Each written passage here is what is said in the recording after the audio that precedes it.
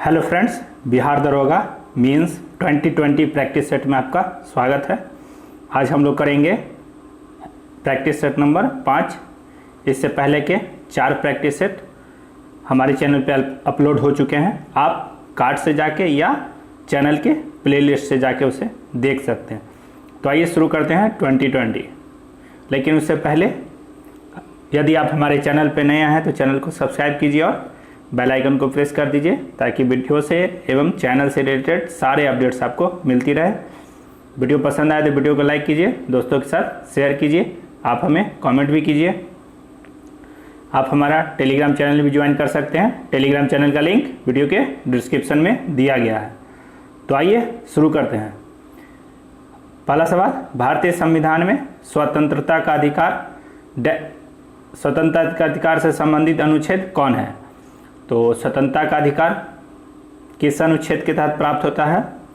यह प्राप्त होता है अनुच्छेद 19। हमें कितने प्रकार की स्वतंत्रताएं प्राप्त हैं? 6 प्रकार की स्वतंत्रताएं प्राप्त हैं। पहले 7 प्रकार की स्वतंत्रताएं थी, लेकिन 1944-78 संशोधन के तहत संपत्ति के अधिकार को समाप्त कर दिया गया। तो अब वर्तमान में 6 ही मूल अधिकार हमें प्राप्त हैं। तो स्वतंत्रता का अधिकार हो गया अनुच्छेद 19। अगला प्रश्न देखिए, आरटीआई कानून किस वर्ष प्रभावी हुआ था? तो आरटीआई कानून कब लागू हुआ था? ये सवाल इस बार जरूर पूछा जा सकता है, क्योंकि इस बार आरटीआई से संबंधित एक नया प्रावधान भी आया है कि चीफ जस्टिस जो हमारे मुख्य न्यायाधीश हैं उनका भी कार्यालय अब आरटीआई के अंतर्गत शामिल हो चुका है, इसलिए यह सवाल आ सकता है। तो 2005 ऑप्शन ए। अगला प्रश्न, भारतीय संसद के संयुक्त अधिवेशन की अध्यक्षता कौन करता है? तो संयुक्त अधिवेशन की अध्यक्षता कौन करेंगे?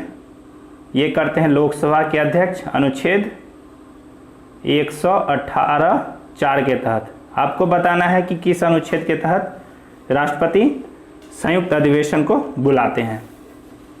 अगला प्रश्न, भारत के किस राष्ट्रपति का काल दीर्घतम रहा है? तो कौन सबसे ज़्यादा राष्ट्रपति के रूप में कार्य किए हैं? यह किए हैं doctor Rajendra Prasad. Option A सही जवाब है। किस संवैधानिक संशोधन द्वारा पंचायतों को संवैधानिक दर्जा दिया गया? तो किस संवैधानिक संशोधन के द्वारा पंचायतों को संवैधानिक दर्जा दिया गया था? ये था 73। यह कब आया था? 1993 में आया था। इसके तहत संविधान में 11वीं अनुसूची जोड़ी गई और कितने विषय दिए गए पंचायत को? 29 विषय। याद कर लीजिए, 11वीं अनुसूची और 29 विषय प्रदान किए गए थे पंचायत को। ठीक है, 73वां संशोधन 1993। अगला प्रश्न, नमक का सर्वाधिक उत्पादक राज्य है? तो नमक का सर्वाधिक उत्पादक राज्य इनमें से कौन है? ऑप्शन जरूर एक बार देखिए कि ऑप्शन में क्या है, उसके अकॉर्डिंग जवाब दीजिए। तो गुजरात, ऑप्शन डी सही जवाब होगा। सारनाथ स्तूप कहाँ पर स्थित है? तो सारनाथ स्तूप कहाँ स्थित है? इसका जवाब आपको पता होना चाहिए। यह वाराणसी में स्थित है।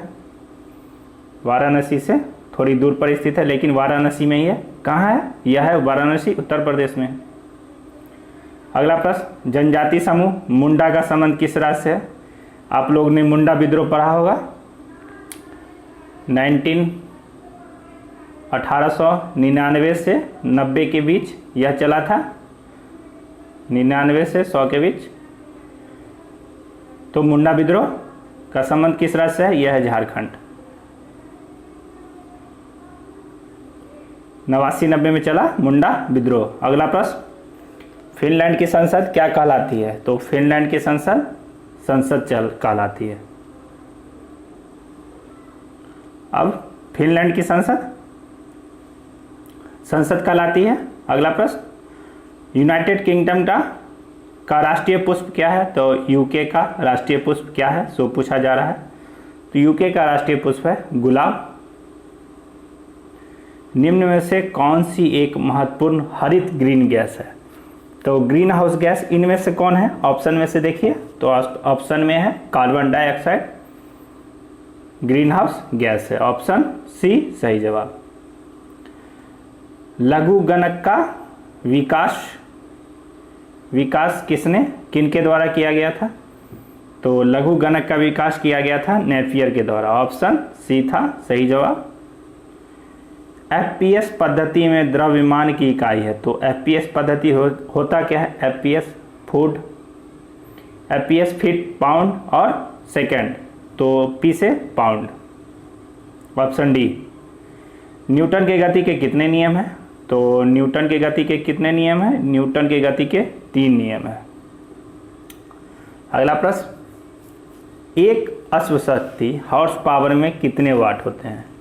तो एक हॉर्स पावर में कितने वाट होते हैं? ये होते हैं 746 वाट, और 153 होता है एक बैरल बराबर 153 लीटर, तो ऑप्शन ए सही जवाब। इंद्रधनुष में सबसे बाहर की ओर कौन सा रंग होता है? तो इंद्रधनुष में सबसे बाहर की ओर रंग कैसे निकालेंगे? इसे देखिए, VIBGYOR, तो विवज्योर। तो सबसे ऊपर कौन सा है? R मीन्स रेड, तो क्या हो गया? लाल। अगर पूछा जाता कि सबसे नीचे कौन होता है, तो वैगनी V, तो क्या हो गया? लाल हो गया। याद रखिएगा, ये सवाल बहुत आता है कि कौन सा रंग ऊपर आता है, कौन सा नीचे रहता है, तो ये हो गया लाल, ऑप्शन सी।